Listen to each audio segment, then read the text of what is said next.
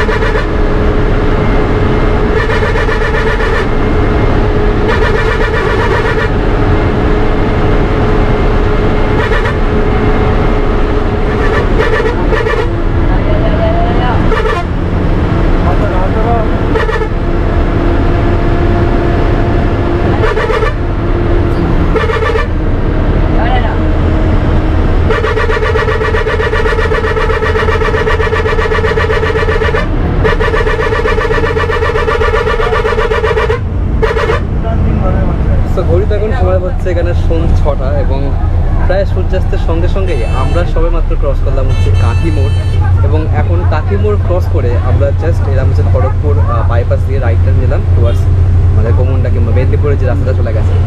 তো মোটামুটি এখানে আমরা 4.5 ঘন্টার একটা সফর অতিক্রম করে এখন জাস্ট ক্রস করলাম হচ্ছে কাঁথি।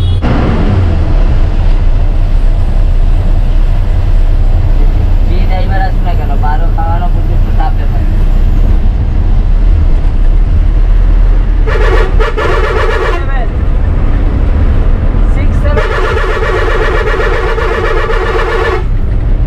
কত টাকা বলো? 983838।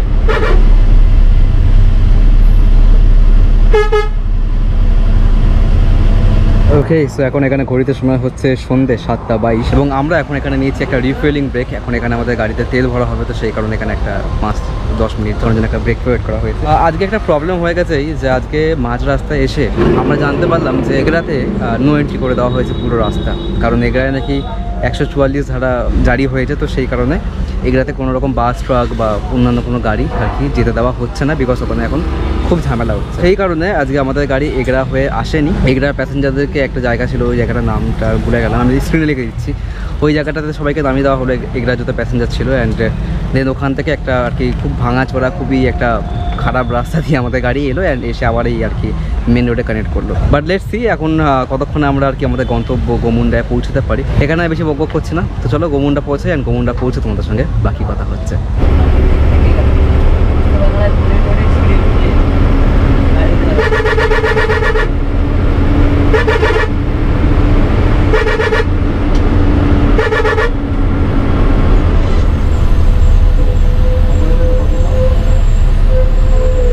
ওকে, সো মোটামুটি এই হচ্ছে আজকে আমাদের গল্প। সেখানে একটা 6.5 ঘন্টার সফর শেষ করে আমরা এসে পৌঁছলাম গোমুন্ডাতে। এই গাড়ির লাস্ট ডেস্টিনেশন সোনাকুনিয়া হলেও গাড়িগুলো কিন্তু সোনাকুনিয়া পর্যন্ত যায় না, গোমুন্ডাতে এসে লাস্ট করে দেয়। এই রুটে সোলপাট্টা সোনাকুনিয়া রুটে যে গাড়িগুলো চলে, মানে নীলকণ্ঠ বলো বা সন্তোষ বলো, এরা কিন্তু বেশিরভাগ গাড়ি গোমুন্ডাতেই আর কি তাদের যাত্রা শেষ করে, বিকজ সোলপাট্টা বা সোনাকুনিয়াতে আর কি তেমন একটা যাত্রীও হয় না, সার্ফেতে থাকা খাওয়া এইসবের অনেক সমস্যা ওদিকে আছে।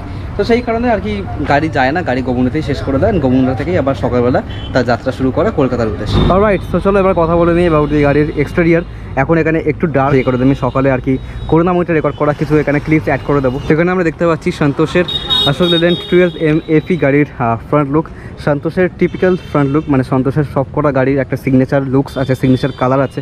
তো সেরকমই গাড়ির লুকস এখানে ফ্রন্ট থেকে দেখতে লাইক এখানে 4খানা হেডল্যাম্পই, ফগ ল্যাম্পগুলো কোনো অ্যাঙ্গেল দিয়ে না, এখানে 4খানা বড় বড় হ্যালোজিন বেসড আর কি আমরা হেডল্যাম্প দেখতে পাচ্ছি, তার পাশে ইন্ডিকেটার অ্যান্ড এখানে বিগ ফ্যাট রেডিয়েটার গ্রিল। এই হচ্ছে গাড়ির পুরো ফ্রন্ট পোর্শন, যেখানে ওপরে সন্তোষের খুব সুন্দর কালারিং লাইটস দিয়ে এখানে নাম লেখা আছে অ্যান্ড তার সঙ্গে এখানে গাড়ির সমস্ত ডেস্টিনেশনের নাম বোর্ডে লেখা আছে, এখানে ডেস্টিনেশন বোর্ডও আছে। অ্যান্ড যদি আমি কথা বলি অ্যাবাউট দি গাড়ির সাইড প্রোফাইল, তো এই হচ্ছে গাড়ির পুরো সাইড লুক। গাড়িটার পেন্ট স্কিম কিন্তু ইয়েলো হোয়াইট, তার মধ্যে আর কি কালারফুল রাউন্ড শেপের আর কি গ্রাফিক্স দিয়ে গাড়ির কালারটাকে আউটলুকটা ফিনিশ করা হয়েছে। এটা সন্তোষের সিগনেচার আর কি কালার। সন্তোষের যে কটা বাস চলে শুধুমাত্র এই স্লিপার নাইট সার্ভিস বাসটাকে বাদ দিয়ে সব কটা এই সিটার গাড়িতেই কিন্তু এই ধরনের কালার স্কিমই তারা ইউজ করে, যেটাকে দেখলে দূর থেকেই বোঝা যায় যে সন্তোষের গাড়ি আসছে। বাই দ্য ওয়ে, এটা কিন্তু পুরোটাই লিপস স্প্রিং সাসপেনশন বেসড গাড়ি। এখানে কিন্তু কোনো রকম এয়ার সাসপেনশন এই গাড়িতে ইউজ করা হয়নি, না সামনে না পেছনে। এটা I believe Ashok Leyland 12 metre FE গাড়ি সব থেকে বেস্ট মডেল, যেখানে 2 অ্যাক্সিলি কিন্তু semi elliptical leaf spring use করা হয়েছে, নাকি parabolic leaf spring. But anyway গাড়ির কমফর্ট লেভেল কিন্তু এখানে ভালো। যেহেতু আমি এই ফুটেজটা আমাদের সফর শেষ করে রেকর্ড করছি, তো সেই জন্য বলছি গাড়ির কমফর্ট লেভেল কিন্তু এখানে খুবই যথেষ্ট পরিমাণ ভালোই। সো মোটামুটি এটা হচ্ছে গাড়ির বাইরে থেকে আর কি লুকসটা, গাড়ির এক্সটেরিয়ার। এবার চলো গাড়ির ভেতরে প্রবেশ করি এবং দেখে নিই গাড়ির ইন্টেরিয়ারটা এখানে কেমন। গাড়ির ভেতরে প্রবেশ করার পরে এখানে আমরা দেখতে পাচ্ছি গাড়িতে 3x2 সিটিং অ্যারেঞ্জমেন্ট এখানে ইউজ করা হয়েছে অ্যান্ড গাড়ির ভেতরে কিন্তু এখানে খুব সুন্দর একটা ফ্রেগরেন্সও আসছে। এই জন্য কোথায় এখানে রুম ফ্রেশনার টাইপ কিছু লাগানো আছে কিনা, বাট এনিওয়ে কথা বলি অ্যাবাউট দি তাহলে সিটস। প্রথমে যেরকমটা আমরা নীলকণ্ঠ সুপারফাস্টের সঙ্গে সফর করার সময় যেরকম আমি বলেছিলাম, যেখানে কিন্তু স্পেস একটু ক্র্যাম্পড, লম্বা লোকেদের সমস্যা হবে নি রুম অ্যান্ড লেগ রুম দুটোতেই। বাট যেহেতু আর কি গাড়িগুলো খুব একটাও লং ডিস্টেন্স কভার করে না, তো সেই অ্যাঙ্গেল দিয়ে কিন্তু comfort is more than average I would say. And এখানে বিহাইন্ড দ্য সিটস একটা হ্যান্ডেল গ্র্যাব করার জন্য দেওয়া আছে। অ্যান্ড যদি আমি কথা বলি অ্যাবাউট দি অ্যামিনিটিস, তো এখানে কিন্তু মাথার উপরে 2খানা এসি ভেন্ট, তার সঙ্গে এখানে রিডিং লাইটস দেওয়া আছে এবং গাড়িতে কিন্তু এখানে কোনো রকম আর্ম রেস্ট মাঝখানে দেওয়া নেই, জাস্ট সাইডের প্যাসেঞ্জারদের জন্য সিঙ্গেল আর্ম রেস্ট দেওয়া আছে, যেটা অবভিয়াসলি হার্ড টাচ। মাথার উপরে খুব বড় খুব স্পেশিয়াস লাগেজ বাঙ্কার আমরা এখানে দেখতে পাচ্ছি। অ্যান্ড যেহেতু আমি এই ফুটেজটা রাত্রিবেলা রেকর্ড করছি, তো সেই কারণে তোমরা এখানে গাড়ির আর কি রাতের বেলায় সব লাইটস জ্বালিয়ে কীরকম লাগে সেটাও এখানে দেখতে পাচ্ছ ইন্টেরিয়ারটা। গাড়িতে কিন্তু এখানে সামনে খুব বড় একটা এলসিডি বা এলইডি যাই হোক না কেন টিভিও ইনস্টল করা আছে।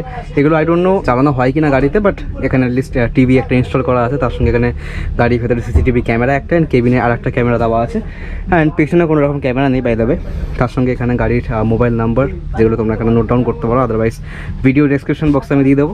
তার সঙ্গে এখানে গাড়ির টাইম টেবিলস তোমরা দেখতে পাচ্ছ। অলরাইট, সো ইন্টেরিয়ার দেখানোর পর্ব তোমাদেরকে শেষ। এবার চলো তোমাদেরকে বলে দিই এই গাড়ির রুট অ্যান্ড টাইম ইনফরমেশনটা। আমার হাতে এখানে সব কিছু লেখা আছে। তো তোমাদেরকে যদি টাইমটা প্রথমে বলি, তো গোমুন্ডা থেকে এই গাড়ি ছাড়ছে হচ্ছে সকাল 4:30, তারপরে এগরা পৌঁছাচ্ছে 5:10, মানে এগরা থেকে ছেড়ে যাচ্ছে 5:10। কাঁথি থেকে ছাড়ছে 6:05, নন্দকুমার 7:05, মেচেদা 7:40, ডানলপ 9টা, এয়ারপোর্ট 9:20। অ্যান্ড সেম করুণাময়ী থেকে ছাড়ছে হচ্ছে গাড়ি 1:35, দুপুর 1:35।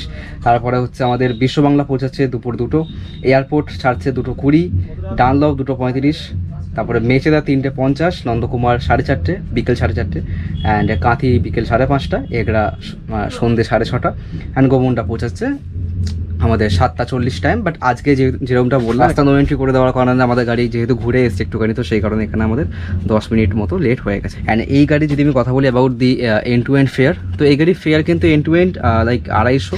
এই ভাড়াটা কিন্তু ফেস্টিভ্যাল বা কোনো রকম সিজন এলে সেখানে কিন্তু 40-50 টাকা আপ ডাউন হতে পারে। এই রুটে আমি যেরকমটা এর আগেও নীলকণ্ঠের সঙ্গে সফর করার সময় বলেছিলাম। তো এই হচ্ছে আজকে মোটামুটি আমাদের সফরের এক্সপিরিয়েন্স। যদি আমি আমার ফিডব্যাক দিই, তো এটা তো বাস জার্নি রিভিউ সিরিজের ভিডিও নয়, তাও আমি বলবো যে জার্নি এক্সপিরিয়েন্স কিন্তু খুবই ভালো। গাড়ি একটা লিভ স্প্রিং বেস্ট গাড়ি হওয়া সত্ত্বেও গাড়ির কমফর্ট লেভেল কিন্তু এখানে খুবই ভালো আমার লেগেছে। অ্যান্ড তার সঙ্গে যেহেতু আনলক BS6, তো সেই নিয়ে কিন্তু গাড়ির টার্ন অ্যাক্সিলারেশন নিয়ে কোনো রকম কোনো এখানে কথাই হবে না। এই গাড়ি অনলাইন বুকিং তোমরা করতে পারবে ফ্রম রেড বাস, এবং তার সঙ্গে ফোন কলেও তোমরা যোগাযোগ করে এই গাড়ির টিকিট এখানে তোমরা বুক করতে পারবে। সমস্ত নাম্বার ইনফরমেশন এই ভিডিও ডিসক্রিপশন বক্সে আমি দিয়ে দিচ্ছি, তো সেখান থেকে তোমরা চেক আউট করতে পারো। তো চলো তাহলে মোটামুটি এই হচ্ছে আজকের গল্প। এখানে ভিডিওটা তাহলে আজকে শেষ করি। দেখা হোক তোমাদের সঙ্গে তাহলে পরের ভিডিওতে। ততক্ষণের জন্য যখনই রাইড করবে হেলমেট এবং ড্রাইভ করবার সময় সিট বেল্ট অত্যন্ত জরুরি একটা জিনিস। তোমাদের সঙ্গে তাহলে দেখা হবে পরের ভিডিওতে। ততক্ষণের জন্য বাই।